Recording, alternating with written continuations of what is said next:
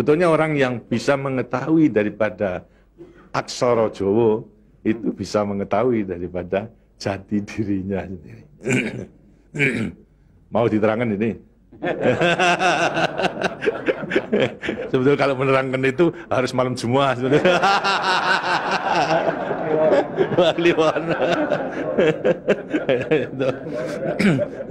Das itu namanya ilmu dari nenek moyang kita itu dalam rangka menjabarkan mengenai apa namanya Pancasila, Eka Prasida Pancakarsa. Sebetulnya falsafah daripada aksara Jawa itu. Kan daripada aksara Jawa ada 20 tuh. Hono Coroko, Doto Sawolo, Podo Joyono, Mogo Bodongo, 20 itu.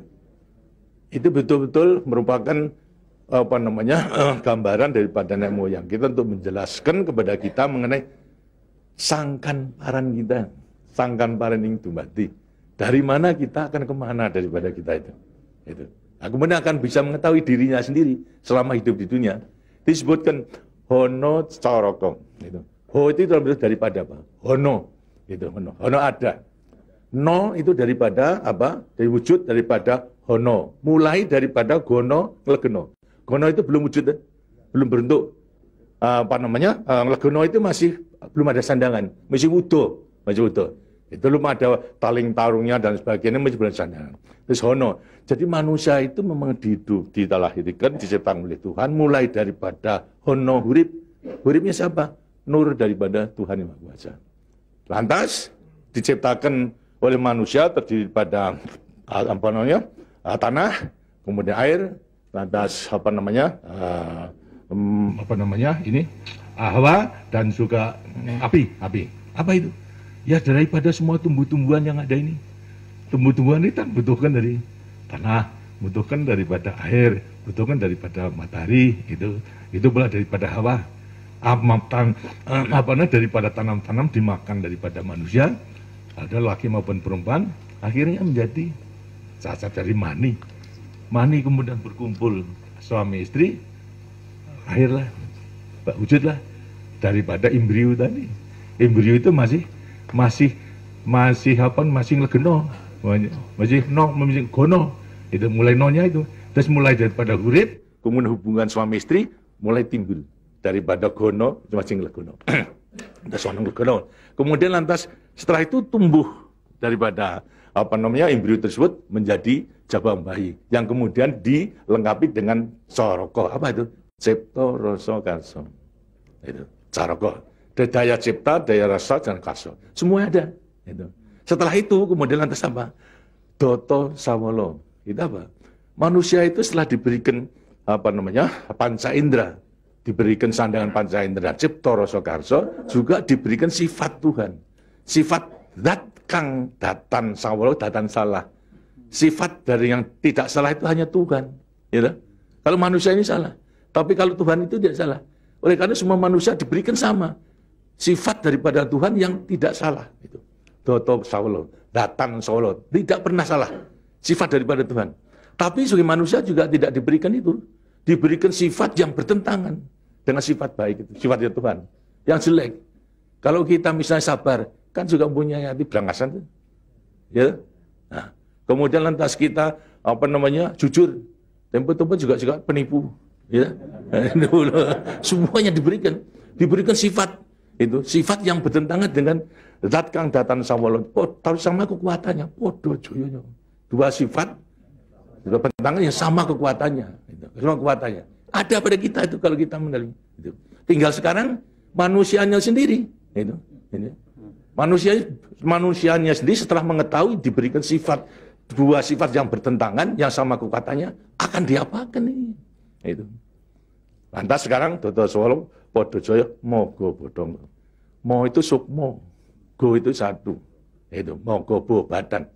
Jadi selama sukmo masih satu dengan badan, sukmo masih manunggal di badan, manusia hidup. Selama itu masih ada, diuji dalam rangka dua sifat yang bertentangan tadi. Itu. Yang podo joyo tadi. Itu. Lantas, tapi kalau kemudian lantas sukmo sudah pisah dengan badan, itu lantas apa? Badannya tinggal, jadi apa? Badan. Nah, tinggal pertanyaannya, sukmonya mau kemana? Semuanya mana? Ya terserah kepada saudara-saudara semua. Mana-mana itu. Jadi semuanya tergantung pada dirinya. Semua diberi perlengkapan yang sama. Tuhan Maha Hadir, tapi tinggal kepada dirinya masing-masing dalam mengendalikan. Kalau mau yang diujar itu adalah memang yang bertentangan yang jelek, bukan sifat Tuhan, ya tempatnya juga sudah ada. Di neraka, tidak bahagia di dunia di akhirat nanti. Tapi kalau yang dikendalikan atau yang dilayani itu adalah sifat daripada Tuhan, ya dengan sini akan dekat kepada Tuhan. Karena Tuhan itu kan tidak mewujud, gitu. Tidak bentuk, tapi sifatnya ada. Jadi kalau kita mau kembali dekat kepada Tuhan, ya membawa sifat yang baik itu, sifat Tuhan kepada Tuhan itu sebenarnya gampangnya daripada rahasia hidup itu sebetulnya hanya itu saja. Tapi tidak tergantung pada saya, tergantung pada saudara-saudara sendiri dalam rangka pengeterapannya itu. Gitu.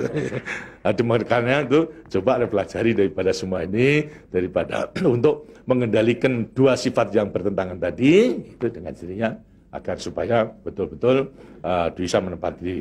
Kemudian di samping itu juga Tuhan itu memberikan suatu takdir kepada sifat kodrati daripada manusia. Apa sifat kodrati manusia? Manusia dilahirkan sebagai individu, ya toh? Kita masing-masing individu. Tapi kehidupan kita sejak mulai daripada adanya janin sampai pada mati tergantung pada orang banyak. Jadi kemudian dalam hidup kita di dunia itu hanya memenangkan kepentingan pribadinya sendiri. Lihat kan tidak adil. Tidak adil. Seharusnya memang menyadari bahwa sebagian besar daripada hidupnya tergantung kepada orang lain. Karena itu wajiblah sekarang melalui panggilan untuk ya bersama-sama dengan orang lain. Sebab hidup di dunia itu adalah bisa serasi. Jadi karena itu lantas sekarang namanya sifat kodrati daripada sifat yang monodualistis itu. Satu tapi kembar bukan tapi satu. Ialah sifat individu sama sebagai makhluk sosial. Nah, itu kuncinya daripada penghayatan, pengamalan daripada Pancasila. Gitu. Nah, demikianlah waktunya saya kira sudah.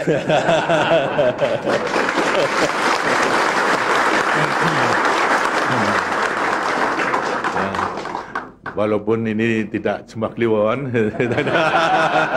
tapi minggu, karena itu sebagai peninggalan daripada ilmu, dari peninggalan moyang kita, yang namakan juga ilmu kasunyatan sama sangkan paraning dumadi itu sebetulnya ilmu kebatinan dalam arti bukan klenik.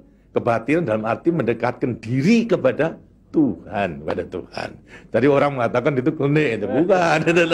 Yang klenik itu yang salah melaksanakannya, itu yang klenik itu. Tapi sebetulnya intinya adalah memang demikian. Nah, mudah-mudahan saudara-saudara akan bisa sekali lagi mengoreksi kepada diri sendiri. Artinya kasunyatan, lihat kenyataan pada dirimu sendiri. Itu. Bagaimana? Karena sudah mengetahui, baru nanti akan gampang untuk meletakkan semuanya. Terima kasih. Dan demikianlah daripada penjelasan.